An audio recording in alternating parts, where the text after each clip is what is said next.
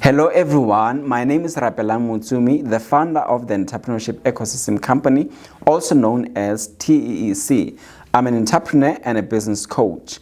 This is my entrepreneurship journey and I hope you enjoy it.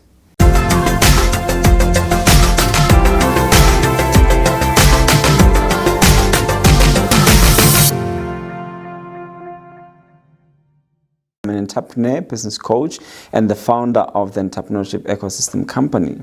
So my story started way back. I remember how the entrepreneurial bug hit me. I grew up in a family of 6, and it was an entrepreneurial family. So it started really when my dad, long time ago, used to work for Sporenet, and then they got retrenched, and then he bought a taxi. Then after that, the taxi got stolen, and then the only source of income which we lost, which was the taxi. That's how we started a spaza shop at home. And I worked at the spaza shop from a very young age when I was still in primary school. And that's how I now got exposed into the world of business. And I think when I was growing up, I really didn't have life because I had to really focus much of my youth and really my childhood behind the till and working for my dad's spaza shop. And that really ignited a passion of entrepreneurship after I realized that the only source of income, which was the spaza shop, was able to feed all of us. And then it really got me thinking about business being able to be something that could sustain the entire family. So I thought maybe if I could get something that could sustain my life, it would be great that it would be business. So when I was in primary school, I used to sell, the sweets, the snacks, mazimba. So I used to sell all of that, take some of the stuff at the spaza shop and sell at school. And then I went to middle school as well. Middle school, I used to sell as well, though my house was just next to the school. So the children at the school, they used to go by at our spaza shop. So it meant that if it was a short break, I had to go work at the spaza shop. If it was a long break, I had to go work. After school, I had to go work. So I really lived my life in that spaza shop. I had no life at all. So, and then after that, then I moved to high school. High school was still the same thing, but high school now I was selling the floppy disk. So I hope this doesn't reveal much about my age. Maybe the guys that were born after 2000, they wouldn't even know what a floppy disk is. So, but those were the times. So I sold the floppy disk. I was a cameraman as well at school when I was doing the high school, and in the community as well. I used to sell things that used to be trending. If it was marble classes, if it was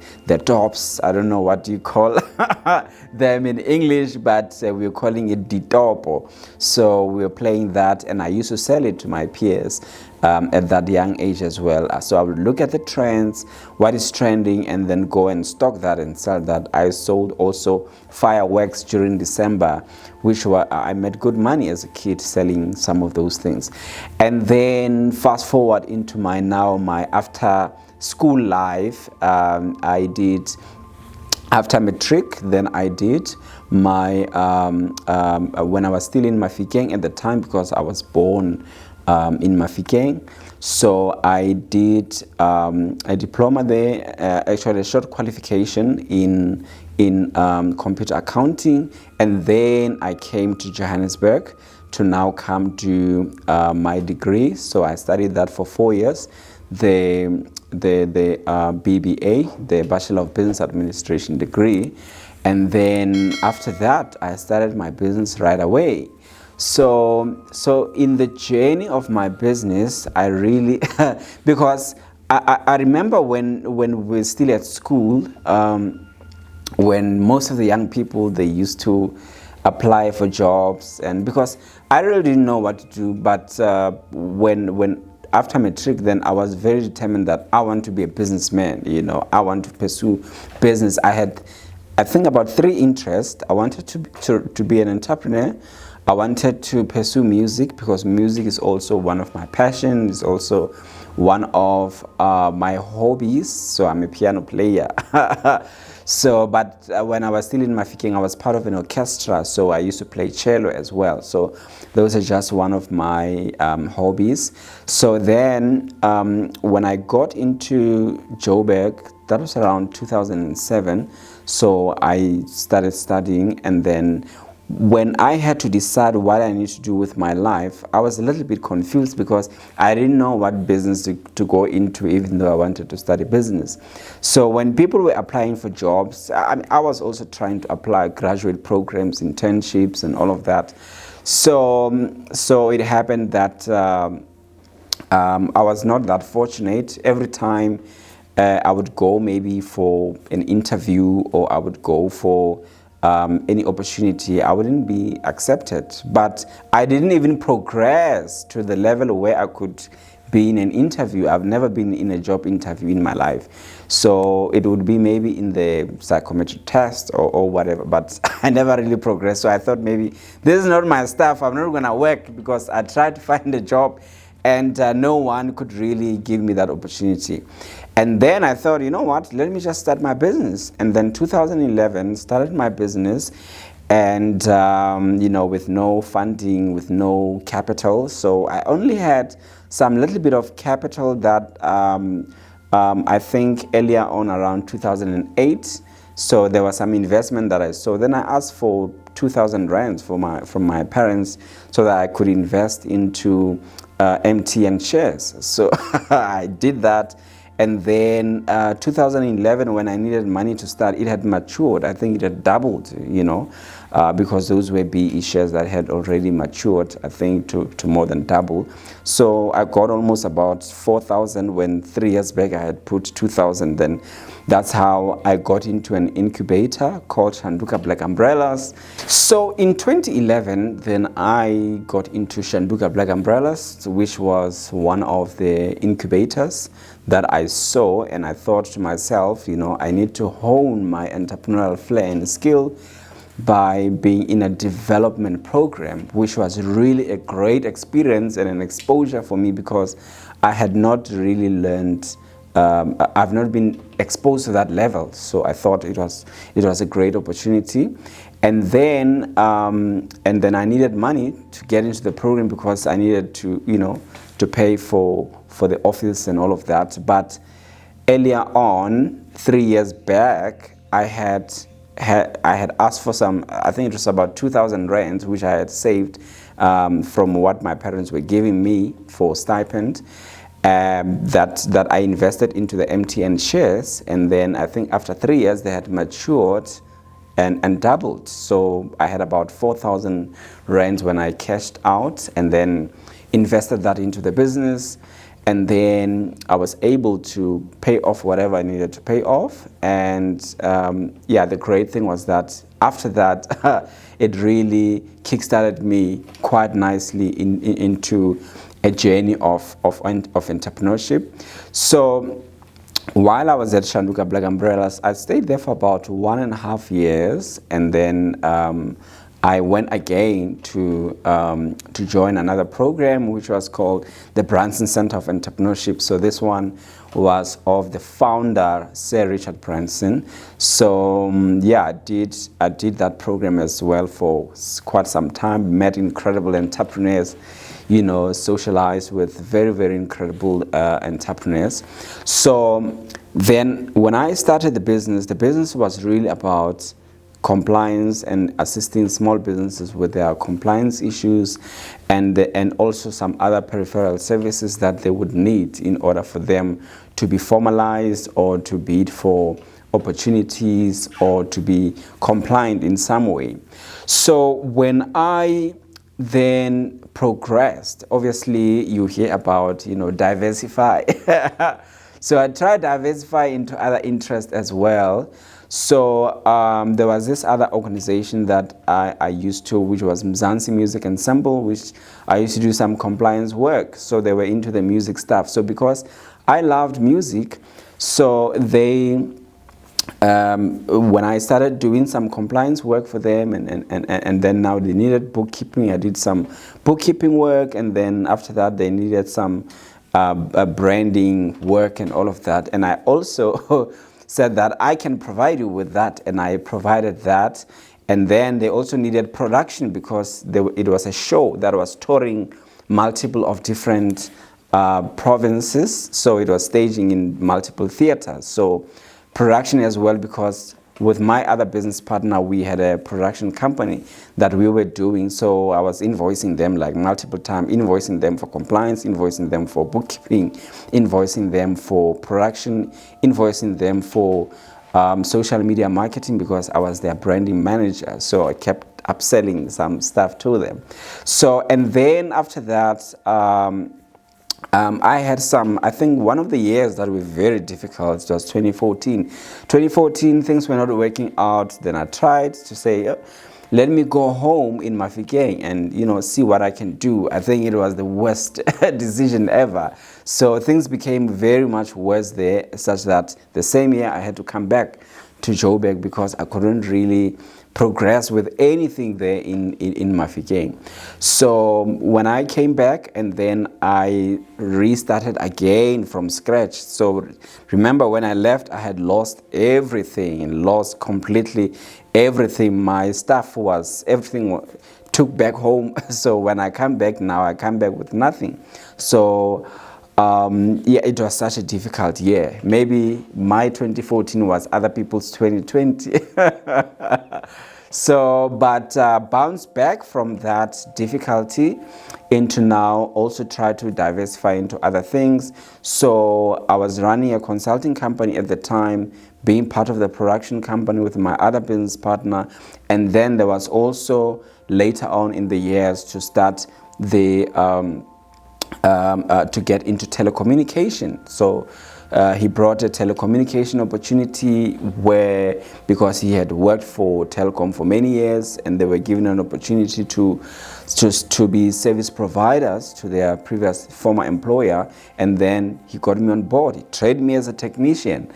And I think I had fun doing that. It wasn't that fun, but I made fun out of it, because I was doing that as a technician while I was still running my consulting business. So it meant that in the morning we had to be dispatched to go and fix the faults. The faults were in ADSL installation and maintenance and all of that. So did that for about 2 years, I think. And then if in the morning I'm busy on site fixing people's telephones. And then in the afternoon, I'm running my consulting company. So I had to be on PPE in the morning and then be on a suit in the afternoon. But on weekend, I had to be out traveling, because we were doing shoots. We were shooting different events, weddings, and all of that. So weekends we do production. So it was quite a busy year. So it really cluttered my life, and then I needed to re-strategize. But my consulting company kept getting evolved. It was really evolving at that time, and it meant that I had to leave other things so that I can be able to focus on growing my consulting company.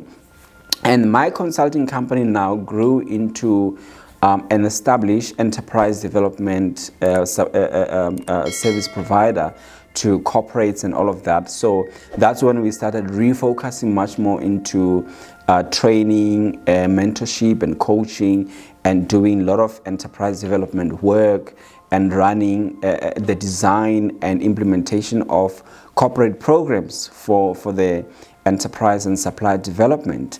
So I did that. I worked with my other business partner. We were doing a lot of business events that we were calling them back to Kasi. So those were Kasi seminars where we're bringing very renowned speakers and accomplished business people to come motivate and inspire their township entrepreneurs, to show them that it's possible and they can achieve their dreams.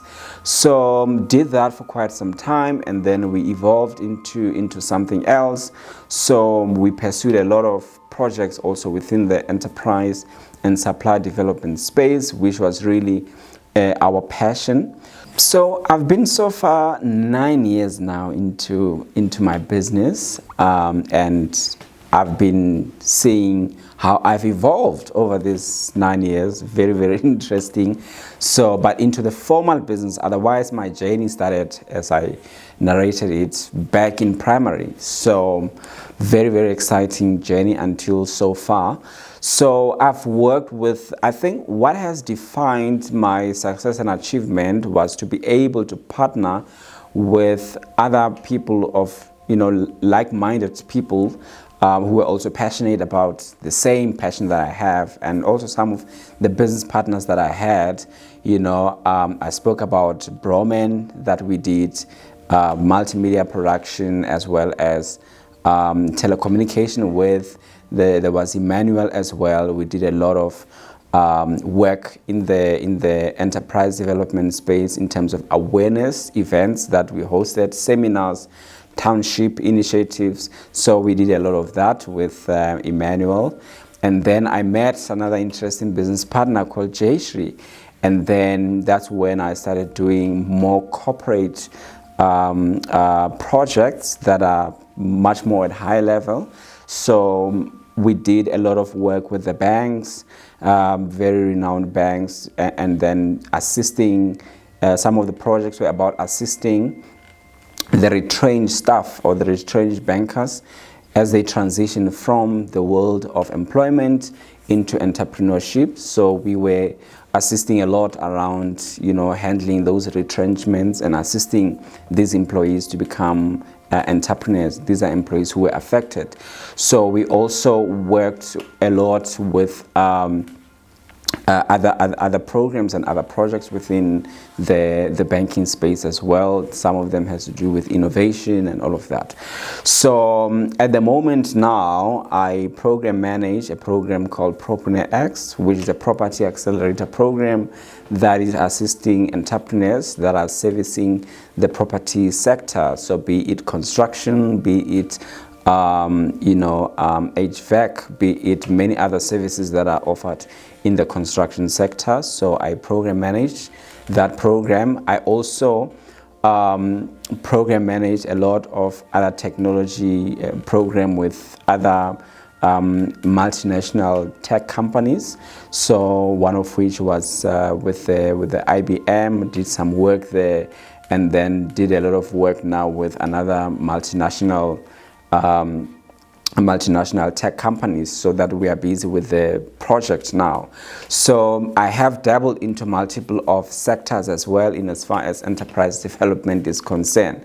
So however, again, what has been keeping me much more solid and grounded is because when you do certain businesses, you always need a lot of personal development and personal growth, and to equip yourself as well, so that you become very solid in what you do and establish reputation. And I think education has also played a role. As I have started after matric, I did a short 1-year qualification in computer accounting, and then I did my full 4-year BBA degree, which was the Bachelor of Business Administration degree. And after that, I kept on doing other studies, which were informal studies, because also being part of entrepreneurship program, doing entrepreneurship courses as well, it really did help. And then I also did leadership programs, because as an entrepreneur, you are a leader, and then you have to be able to be equipped for leadership, because you lead people, you lead customers, you lead clients, you lead your team, you lead suppliers, you lead in every field where your business really requires you. So I did that with Common Purpose. It's one of the leading multinational institutions that offer the leadership studies and courses. I did that. And then, so I did another leadership course also with one of the emerging initiatives of young people, which was called Activate Leadership. Very, very energetic program for young leaders who really want to change the world. So I participated in that as well. So I did another course with VJQ, and that one was more of the corporate governance stuff, where we had to deal a lot with governance, how it works within corporates, and governance, how it works within entrepreneurship as well. So it was mainly a course for governance professionals, so did that as well. So, and currently I study for the advanced intellectual property management and innovation through UNISA. So I think entrepreneurship and education, they are very key, because entrepreneurship is not only an art, but it's also a science, because you really have to get into the science of it and understand how it operates, understand the tools, understand the mechanics. It has lots of moving parts. You have to be a marketing specialist, you have to be a finance specialist, you've got to be a project manager, you've got to be a marketer. So you are all these functions of business all alone as an entrepreneur, and that's why then you need education to complement all of that, which is very, very key. So that is the process that I also had to undertake. So entrepreneurship is a very interesting journey, and that's why in our business we deal a lot with small business, because our solutions, they are for small businesses. So I run a company now called the Entrepreneurship Ecosystem Company, which is really to look at how we can maximize the opportunities that are available within the ecosystem, entrepreneurship ecosystem, also within the support ecosystem or the support system that is available for entrepreneurs. So part of what we do also, we raise a lot of awareness where entrepreneurs can find help. So meaning that we help entrepreneurs or small businesses find help. So because some of them, they don't realize that for whatever help that they need, the assistance or the help or the institution that addresses that is there somewhere. And people just don't know about that. So we do a lot of training and a lot of awareness around some of those issues. So it's very important also that, which is my observation, that 2020 has been a very, very interesting year. And also, as I have observed what has been happening with entrepreneurs, the ones that I mentor and the entrepreneurs within the programs that I work with, that no one was expecting COVID to happen, and all of a sudden it happened. Disrupted a lot of business, disrupted big business, disrupted small businesses, but also created opportunities. And I like, when someone said, never let a good crisis go to waste.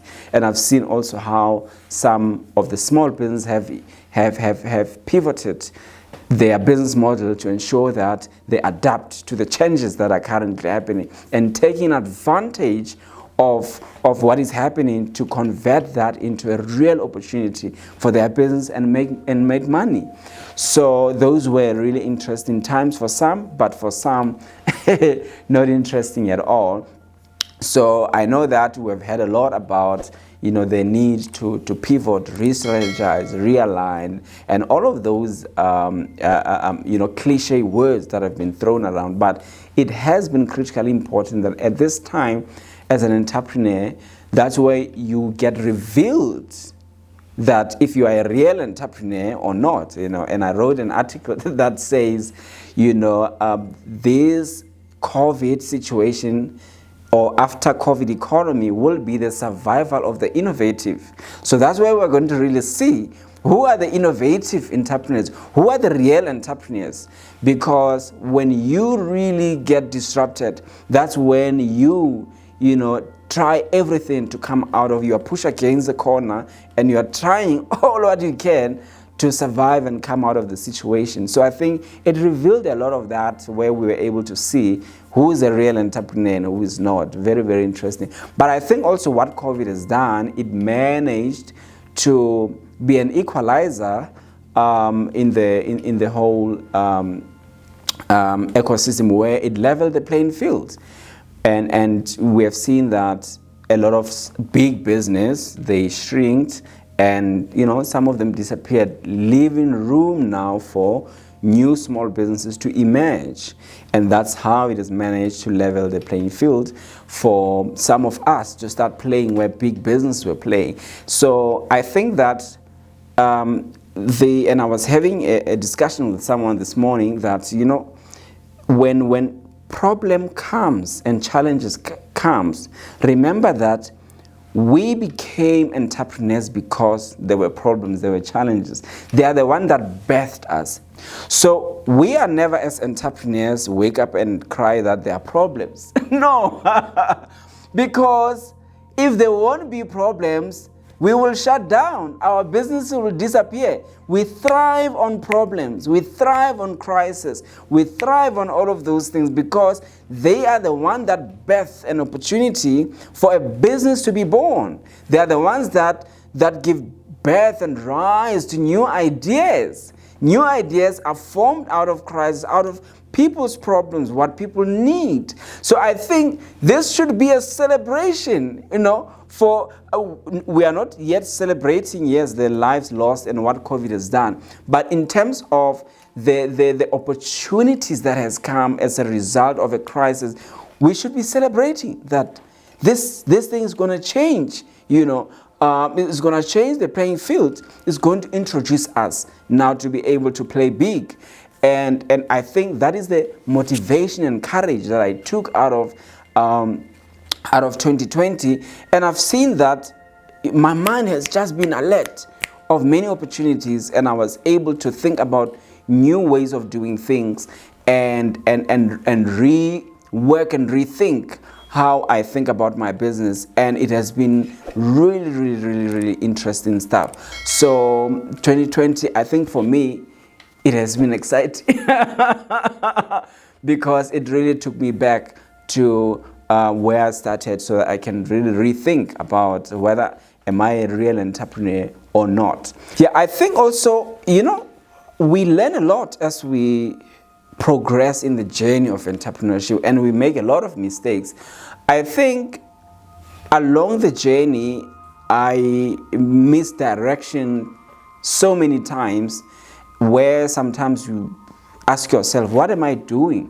Because sometimes nothing just works, things are not happening. You're asking yourself, am I in the right business? Am I doing the right things? Am I really, maybe I'm an entrepreneur, but I'm in the wrong business. What's happening? Especially when you see things not moving or things not happening the way you do.